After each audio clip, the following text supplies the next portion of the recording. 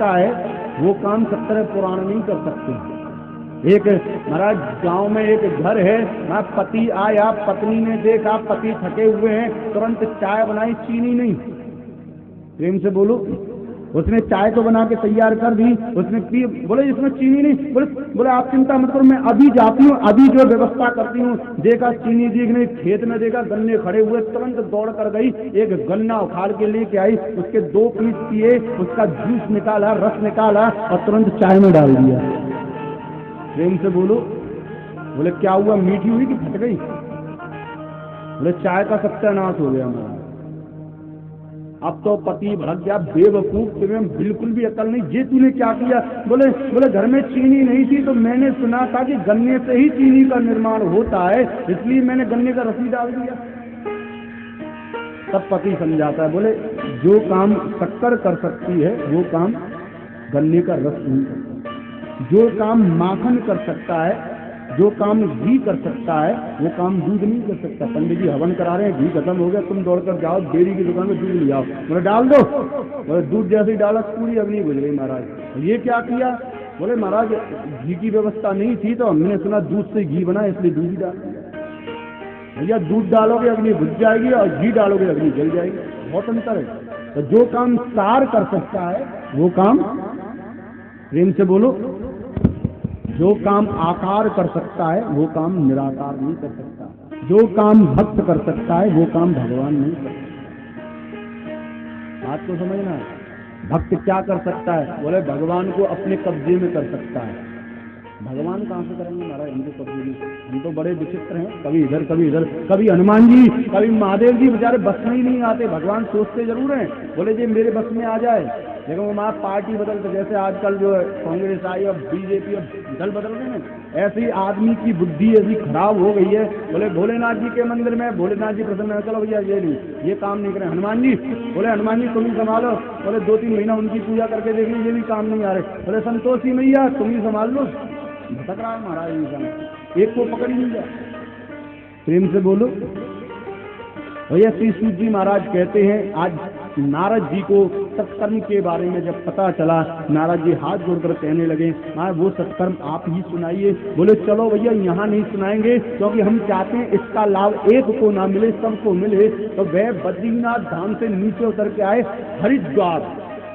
प्रेम से बोलो। और हरिद्वार में भी कहाँ पर? बोले ना तो हरिद्वार पे ना हरिद्वार पे, तीसरा ही नाम दिया आनंद द्वार पे, आनंद नामक पथ पर। बोले क्यों? बोले भैया इसलिए दिया क्योंकि हरिद्वार यानी कि हरि का द्वार, यानी कि विष्णु का द्वार।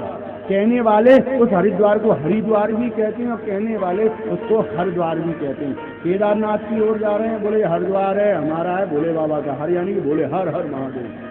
हरिद्वार बोले बद्रीनाथ धाम की ओर जो जा रहे हैं विष्णु भगवान, बोले हरि ये हमारे विष्णु भगवान का है। सनकादिकों ने विचार किया, बोले हरिद्वार बोल दिया तो महाराज हर वाले नहीं आएंगे। बोले तो विष्णु की हो रही है कथा, हमारी थोड़ी ना है, हमारे भोले बाबा के हम नहीं आएंगे। भोले बाबा के बोल दिया हरिद्वार, बोले विष्णु वाले नाराज। बोले आनंद द्वार, बोले सबकी है, आनंद सबके पास है। यहाँ पर बहुत बड़ा आयोजन, जिस प्रकार यहाँ पर ये आयोजन हो रहा है ठीक उसी तरह बहुत बड़ा आयोजन वहाँ पर रखा गया। जिन जिन संतों को पता चला वहाँ 10-10 हजार वर्ष तक जो तपस्या में लीन थे वो महाराज तुरंत खड़े हो गए। बोले सनकादिक ऋषि नारद जी को भागवत कथा श्रवण करा रहे हैं, ओहो ऐसा भाग्य महाराज हमारे जीवन में उदित हुआ है, ऐसी गोल्डन अपॉर्चुनिटी को हम खोने नहीं देंगे। ये कथा कब कब मिलती है? और तुरंत खड़े हो गए। मां यहाँ पर बड़े बड़े संत व्यास, पाराशर, महाराज देवल, देवरात, च्यवन ऋषि, सब के सब संत लोग पहुंचे हैं। नारद जी ने पीछे मुड़कर देखा तो संतों की मंडली महाराज। सनकादिक ऋषि ने महाराज कथा प्रारंभ की और कथा प्रारंभ करने से पहले श्रीमद् भागवत की महिमा को बताया। महाराज यहाँ पर महिमा भी पूर्ण नहीं हो पाई कि भक्ति महारानी जो वृंदावन में निवास कर रही थी उसके ज्ञान वैराग्य महाराज जागृत हो गए, यौवन अवस्था में आ गए और दोनों ज्ञान वैराग्यों को लेकर आज नारद जी के बीच में भक्ति महारानी का प्राकट्य हो गया। बोली भक्ति महारानी की। भक्ति सुतौ तौ तरणौ ग्रहीत्वा एक रूपा सहसा विरासीत श्री कृष्ण गोविंद हरे मुरारे नाथेति नामा निमुहुर बदंती। बोले कीर्तन करने लगी, नाचने लगी। प्रेम से बोलो, अब बात को समझें। बोले भक्ति कहाँ थी? वृंदावन में। कहाँ पहुंच गई? बोले हरिद्वार में। कहने का तात्पर्य, बोले यहाँ पर भागवत कथा हो रही है, किसकी हो रही है? बोले ठाकुर की, कृष्ण की। तो भैया भक्ति पूरे वर्ल्ड में कहीं भी हो, लेकिन आज वो यहाँ पर आ चुकी है। प्रेम से बोलो, भक्ति यहाँ पर है और भक्ति नृत्य कर रही है।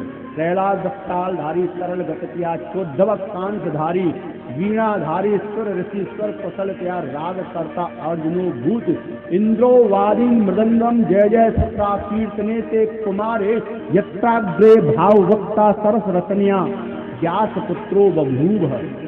प्रहलाद दत्ताल धारी, प्रहलाद जी आगे ताली बजा रहे हैं। जहाँ भक्ति आ जाती है वहां सब आ जाते हैं महाराज। तो दवस कांस धारी उद्धव जी आगे कांसा लेकर कांसा बजाने लगे महाराज, और सबके सब महाराज कीर्तन कर रहे हैं। आइए हम सभी बड़े भाव से कीर्तन करें। श्री कृष्ण गोविंद हरे मुरारे हे नाथ नारायण वासुदेवा। कृष्ण गोविंद हरे मुरारे हे नाथ नारायण वासुदेवा। हे नाथ नारायण वासुदेवा, हे नाथ नारायण वासुदेवा, हे नाथ नारायण वासुदेवा, हे नाथ नारायण वासुदेवा, हे नाथ नारायण वासुदेवा, हे नाथ नारायण वासुदेवा, हे नाथ नारायण महात्मा के ताली बजाते हुए हे नाथ नारायण वासुदेवा, हे नाथ नारायण वासुदेवा, हे नाथ नारायण वासुदेवा, हे नाथ नारायण वासुदेवा, हे नाथ नारायण वासुदेवा। कृष्ण गोविंद हरे मुरारे हे नाथ नारायण वासुदेवा। कृष्ण गोविंद हरे मुरारे हे नाथ नारायण वासुदेवा। गोविंद मेरी ये प्रार्थना है, भूलूं कभी ना मैं नाम तुम्हारा। गोविंद मेरी ये प्रार्थना है, भूलूं ना मैं नाम तुम्हारा। निष्काम होकर दिन रात गाऊं, निष्काम होकर दिन रात गाऊं। गोविंद दामोदर माधुदेवी, गोविंद दामोदर माधुदेवी। ऐसे नहीं, दोनों हाथ उठा के पूरे भाव से मन को एकाग्र कर मस्ती में हरि बोल हरे मुरारे हे नाथ नारायण वासुदेवा। हरे मुरारे हे नाथ नारायण वासुदेवा, हे नाथ नारायण वासुदेवा, हे नाथ नारायण वासुदेवा, हे नाथ नारायण वासुदेवा, नाथ नारायण वासुदेवा, हे नाथ नारायण वासुदेवा, नाथ नारायण हे नाथ नारायण वासुदेवा, हे नाथ नारायण वासुदेवा, हे नाथ नारायण वासुदेवा, हे नाथ नारायण वासुदेवा।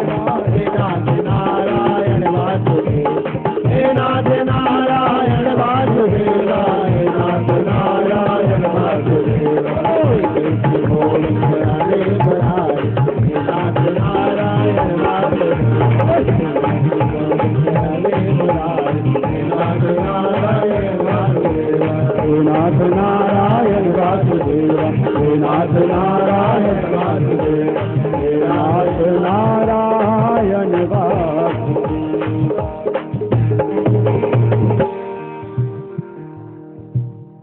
गोविंद मेरी ये प्रार्थना है, भूलूं कभी ना मैं नाम तुम्हारा, और निष्काम होकर, निष्काम कोई कामना नहीं होनी चाहिए, जो आपके प्रारब्ध में होगा वो आपको मिलेगा, भगवान के कहने से आपको पत्र नहीं मिलेगा, जो आपके प्रारब्ध में होगा मिलेगा। धन भगवान नहीं देते हैं, प्रतिष्ठा भगवान नहीं देते हैं, ऐश्वर्य भगवान नहीं देते, भगवान के पास केवल एक चीज है, वो है भक्ति, केवल भक्ति। तो भगवान से कुछ मांगो मत, जो आपके भाग्य में, देखो धन कर्म से मिलता है, मेहनत से रोटी मिलती है और प्रारब्ध से धन मिलता है, बात को समझना है।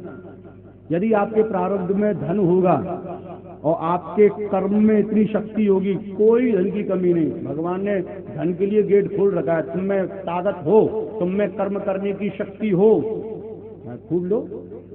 लेकिन भगवान से मांगने के लिए हमारा, भगवान से कभी मत मांगना, भगवान से कहना निष्काम भक्ति। गोविंद मेरी ये प्रार्थना है, भूलूं कभी ना मैं नाम तुम्हारा, निष्काम होकर दिन रात गाऊं गोविंद दामोदर। ये मत समझ लेना बोले हमने नाम नहीं दिया, हमारे पास धन है, प्रारब्ध से धन मिला। बोले पहले आप कोई ऐसे पुण्य करके आए हैं, उसके प्रभाव से आपको इस जन्म में धन मिला है। अब यदि आप अच्छे कर्म करते हैं, अच्छे पुण्य के कार्य करते हैं, भगवान से जुड़े रहते हैं, तो आगे आने वाला जो समय है, आपकी जो पीढ़ी है, उनको धन मिलेगा। बात को समझना है। आपके बच्चा हुए, आपके संतान हुई, आप मौज कर रहे हो उस समय, खूब धन की कोई कमी नहीं, लेकिन इसकी कोई गारंटी नहीं है कि तुम जो धन इकट्ठा कर रहे हो अपने बच्चों को दोगे तो वो भी करोड़पति रहेंगे।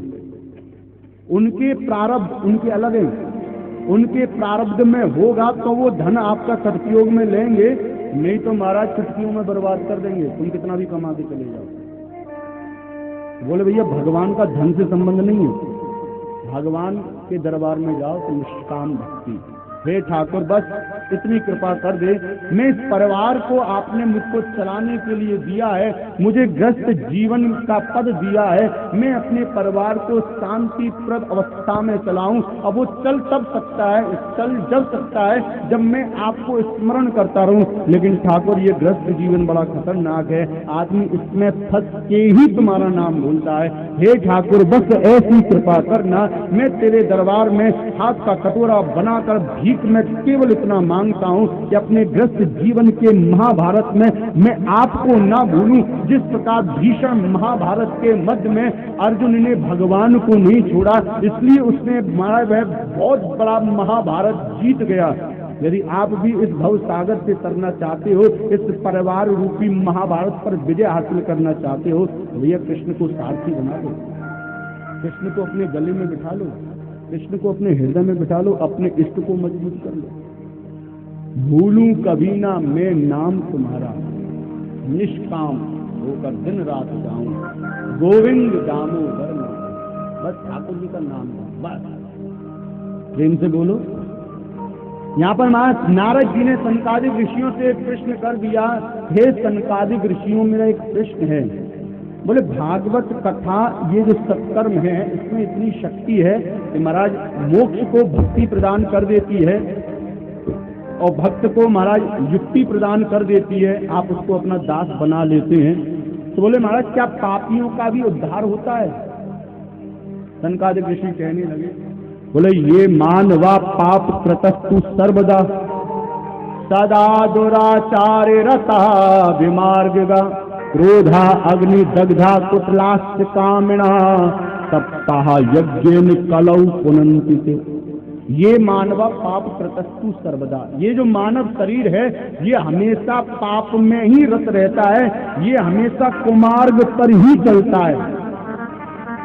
बोले इसके विषय में आपकी बुद्धि को प्रमाणित देने के लिए मैं आपको एक कथा श्रवण कराता हूँ। तो यहाँ पर सनकादिक ऋषि धुंधली और धुंधकारी की कथा को श्रवण कराते हैं।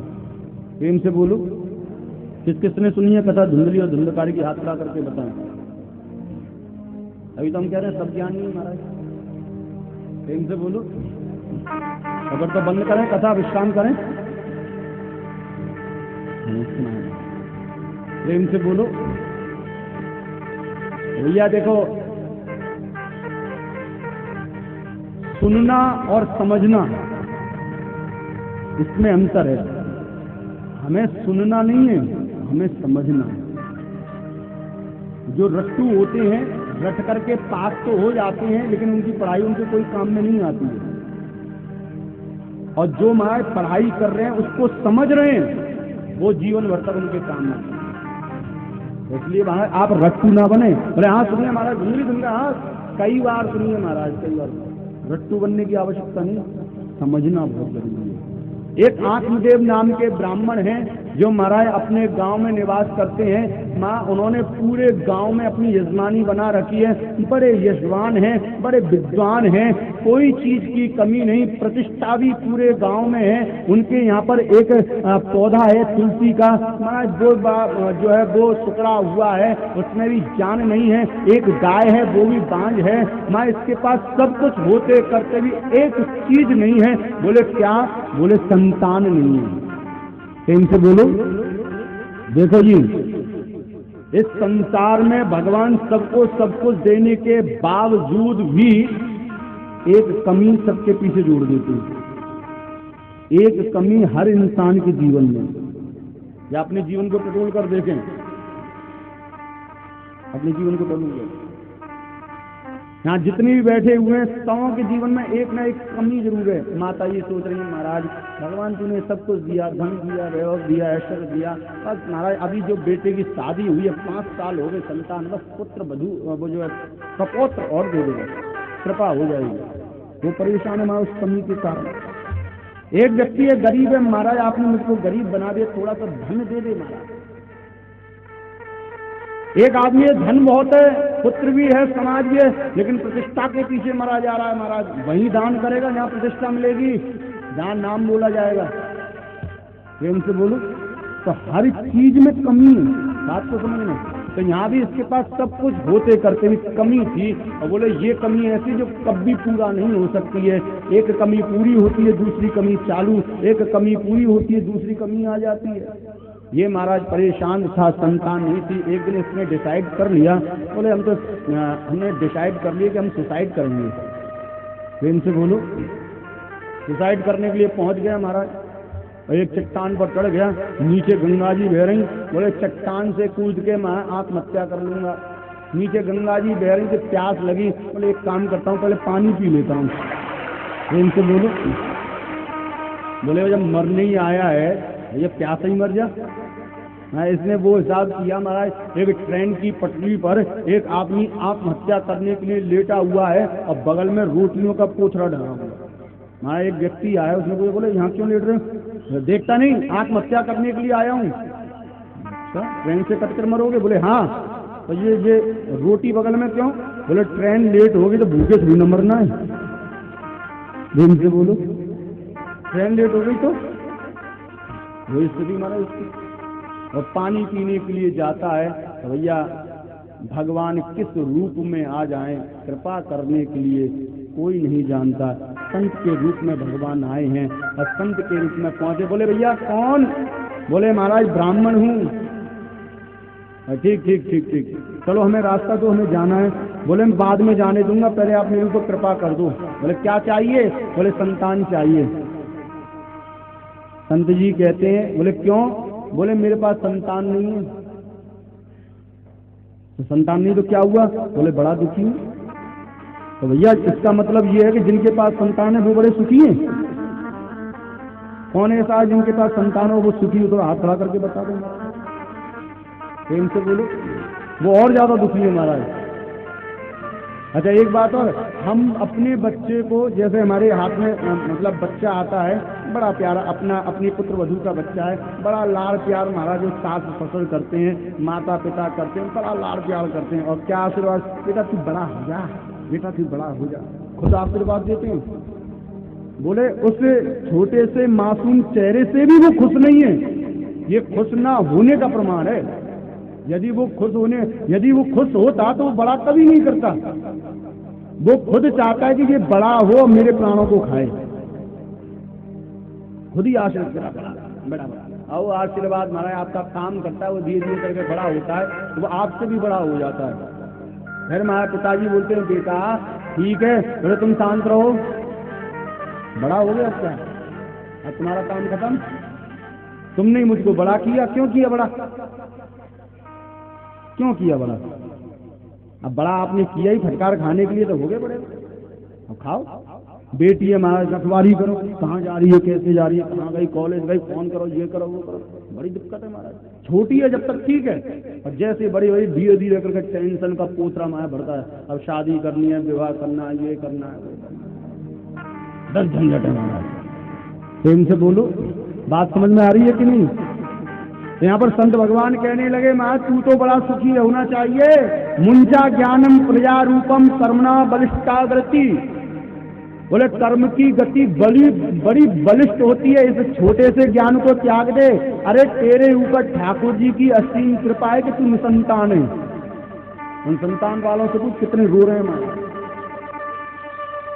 अब पुत्र सुपुत्र निकल जाए बहुत बड़ी बात है, और आजकल तो पुत्र सुपुत्र कहाँ, कुपुत्र ज्यादा निकल रहे हैं महाराज, है सुपुत्र ही ज्यादा निकल रहे हैं। यहाँ पर महाराज संत जी कहने लगे भैया देखा, अपनी मस्तिष्क रेखा को देखा, मस्तिष्क रेखा को देखा, ओहो, बोले नहीं होगी, बोले 1 जन्म की बात करता है, 7 जन्म तक नहीं है, 7 जन्म तक तेरे संतान नहीं। महाराज ब्राह्मण रोने लगा, चरणों को पकड़ लिया, कहने लगा महाराज आप मुझे संतान का आशीर्वाद दे दो। कुछ लोग होते भी ऐसे महाराज, चाकू रख के कहते हैं बोले आशीर्वाद दे रहे हो कि नहीं, प्रेम से बोलो, मैं दूं आपको आशीर्वाद, कुछ लोग ऐसे भी होते हैं महाराज।